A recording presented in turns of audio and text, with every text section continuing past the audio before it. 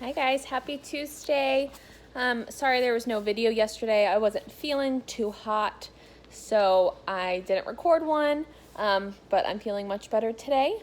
So I'm going to go ahead and read chapter 21 and 22 because they're actually super short. That way we can get back to where we should have been. Okay, so this one's chapter 21, Butterfly Wishes. Our classroom is brainstorming ideas for a community project. She raises her hand. I'm having a birthday party and inviting everyone because I don't want to leave anybody out. How does that relate to our community project? Keisha asks, and the whole class waits for an answer. Well, it's about community, everyone being involved. Yeah, right, Keisha whispers to me. Mr. Daniels compliments Shay on inviting everyone and moves on quickly. Later, as we get our stuff for lunch and recess, Shay speaks to Jessica in her loud voice. I'm so mad my mother is making me invite everyone.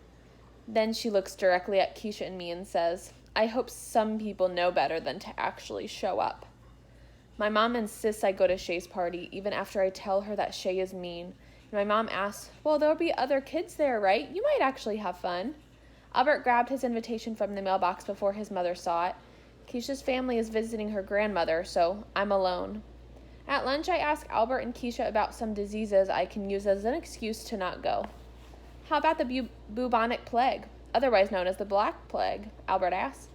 Keisha almost spits out her milk. Seriously? Yeah, that might be a bit much, I say, but then I begin to wonder. What does that look like anyways? Well, chills, fever, cramps, seizures, toes, fingers, nose, and lips turn black because all the cells die, and you'd likely spit blood. Albert, Keisha says, that's nuts. She can't be sick like a normal person, you know. Cough, runny nose, sound familiar? That's fine, he says, taking a bite of his sandwich. It just seems uninteresting, that's all. Shay's party is at a butterfly garden, and when I arrive, I recognize some of the girls from the other classrooms. They're all wearing those friendship bracelets. Jessica wears even more now. I still ache to have some and wonder if Keisha would like a bracelet like that. Soon we are lined up and brought to the main butterfly garden, which is a clear plastic tent set up inside a bigger room. The tent is filled with plants and flowers, and flying around are tons of butterflies. People stand there as the butterflies land on them, and you can feel how happy people are just to watch their eyes. Before we enter a tent, the lady talks to us about the butterflies. She tells us about their patterns and to look for ones with a giant dot on each wing.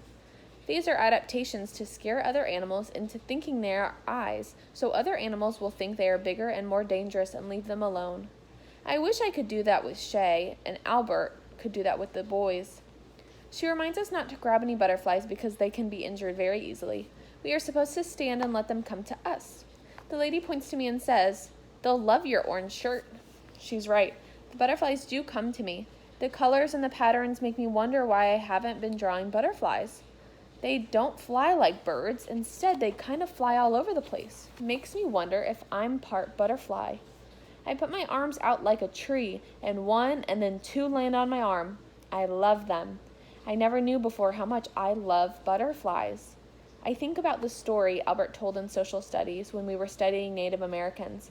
He said that they believed butterflies were special creatures and wish givers, and that if you catch a butterfly, whisper your deepest wish to it and then set it free. It will carry your wish to the spirits who will grant it. I would never grab a butterfly, but once again, my hands do the things without my say-so. When a beautiful bright orange and black one lands on my hand, I loosely close my fist around it. And then my thinking part steps forward and quickly realizes what I've done. I open my hand and the butterfly zigs and zags before landing on the ground. The lady who gave us the directions is next to me. Oh no, what have you done? She asks. I want to explain about my wish givers, but Shay and the others disappear. Figures it was Allie. She probably killed it. Everyone knows you can't touch a butterfly's wings. I didn't kill it. I would never hurt it. I had a wish and I thought that... The girls laugh. Such a freak show, Shay says. Suki rushes to the butterfly to help, but a woman rushes over and tells her to step back. Who are you with? The mother asks me. Shay's mother steps forward. She's with us, but she's not my daughter. She's part of my daughter's party. I wish my own mother were here. She'd understand. I feel terrible watching the butterfly on the ground, flapping its wings, not going anywhere. I know the feeling. The first butterfly lady wears white gloves as she puts the injured one in a box, saying, "At least its wings aren't torn." The second lady stares at me like I'm a ruthless butterfly hunter. I want to say I'm sorry, but I forget I'm watching mind movies of the butterfly falling and never being better. And then the movie is filled with butterflies that are all falling like rain. And I feel as sad as I did watching the real one fall. Suki comes over. "I know you didn't hurt the butterfly on purpose." "Thanks," I mumble. She's right, but it still was in my hand. I guess I just had to make that wish. Sometimes a person will do anything for a wish to come true. Chapter 22, No Way to Treat a Queen. Later, I try to call Albert, but a recording says that the number is no longer in service. I worry that he had to move away or something. When I see him at school on Monday, I am so relieved. I run up to him. "Albert, is that true that if you touch a butterfly's wings, you keep it from flying forever, basically killing it?" A rather curious question for such a cold day and temperatures such as these. "Albert, just tell me, yes or no." "No, it's just a myth that you render a butterfly unable to fly by touching its wings. The powdery residue on their wings is actually scales. They shed these scales on a regular basis, so merely touching them is okay. You only injure them if the butterfly's wings are torn." I remember how the lady said its wings were not torn. I hug Albert and realize what I'm doing. His expression was hilarious. Like Einstein himself just told him that Earth is not round but instead shaped like a spoon. "Nice shirt, Albert. Is that new?" Shay laughs at her own comment. Before he can answer, she draws her finger down her own sleeve. "I've got a new sweater. It's purple, which is the color of royalty," she says, looking directly at me. "That's why it's my favorite." I wonder what she wants from us, and I hate that I never know what to say to her. I come up with a great comeback for her the next morning, hunched over a bowl of cereal. "Indeed, the purple is the color of royalty," Albert tells Shay.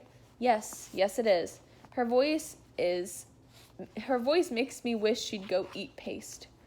"You two are so uncouth." She turns to me. I bet Allie doesn't even know the word uncouth. Do you? Do you know what it means?" "I know what uncouth means," Albert says. "I know something else, too. Only an uncouth person would wear snail snot." She looks at us like we're wearing it. "You say purple is the color of royals," he says. "They only wore purple because it was the most difficult and expensive color to make. In the medieval times, they needed to collect 3,000 murex snails to have enough slime to make one cloak. So, good for you. I prefer beige." He turns to me. "What about you, Allie? Slime or beige?" "Oh, I'd have to go for beige." I try not to smile as much as I want to, and I try to keep my voice from sounding as happy as it is, because the look on Shay's face when she looks down at her new sweater, like it's actually covered in snail slime, is pretty unforgettable. All right, guys, I'll see you tomorrow with chapter 23. Have a great rest of your day.